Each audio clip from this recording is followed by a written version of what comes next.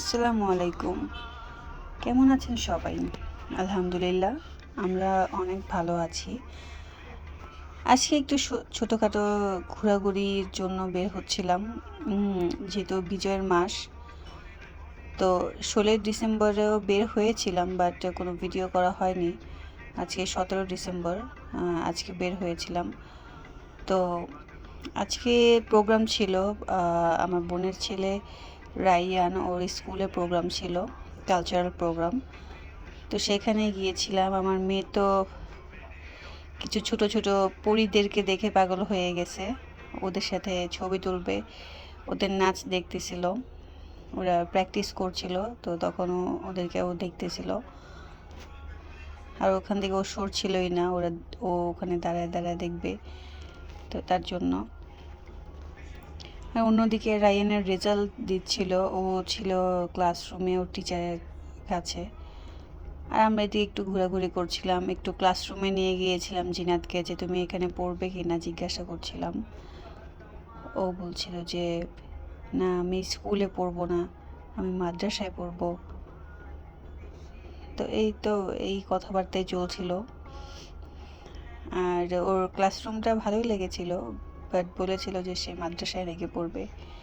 যাক, আল্লাহ যদি ওর ইচ্ছাটা পূরণ করায়। আর যেই এই ছোট্ট বয়সে যে ইচ্ছাটা কথা বলেছে, এটা যদি মনে থাকে তাহলে হয়তো মাদ্রাসায় অ্যাডমিট করানো হবে। আর যদি মনে না থাকে তাহলে দেখি কি করা যায়। এখন ওর ভর্তির ব্যাপারে কিছুই চিন্তা ভাবনা করিনি।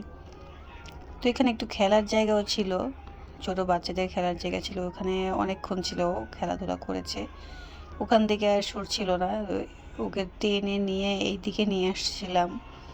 ওরা আবার যেমন খুশি তেমন সেজেছে, মেয়েরা গ্রামের স্টাইলে সবাই সেজেছে।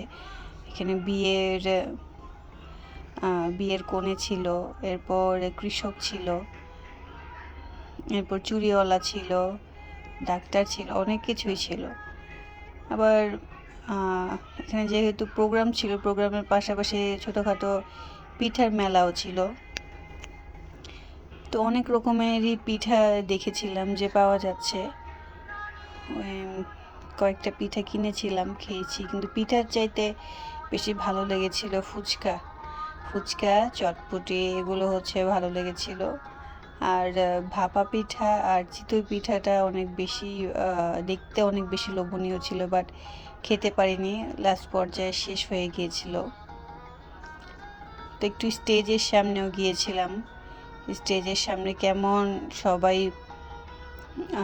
গান গাচ্ছিল। তো প্রথম দিকেই গান টান হচ্ছিল, আমরা বেশিক্ষণ ছিলামও না। তো ছোট ছোট বাচ্চারা কি সুন্দর করে গান গাচ্ছিল, ওইগুলোই দেখছিলাম দাঁড়িয়ে দাঁড়িয়ে। এখন তো ওরা ছোট বাচ্চা, একদম ছোট বাচ্চা। এই ছেলেটা মেবি ছিল 9-10-এর স্টুডেন্ট ছিল। সে আবার উপস্থাপনাও করছিল, খুবই ভালো উপস্থাপনা করছিল ছেলেটা। আর এখানে আমি একটু খুঁজছিলাম যে আমার মেয়ের গালে একটু আলপনা করাবো। আগে তো আমি নিজেই আলপনা করতাম, যখন এরকম প্রোগ্রাম হতো তখন যে আলপনা করাতাম, অনেক ভালো লাগতো। তো আজকে মেয়ের গালে একটু আলপনা করালাম। ও একদম চুপচাপ দাঁড়িয়েছিল আলপনা করানোর সময়, পরে আমিও দেখছিলাম, অনেক ভালো লাগছিল মাশাল্লাহ। তো সবাই ভালো থাকবেন, সুস্থ থাকবেন, আল্লাহ হাফেজ।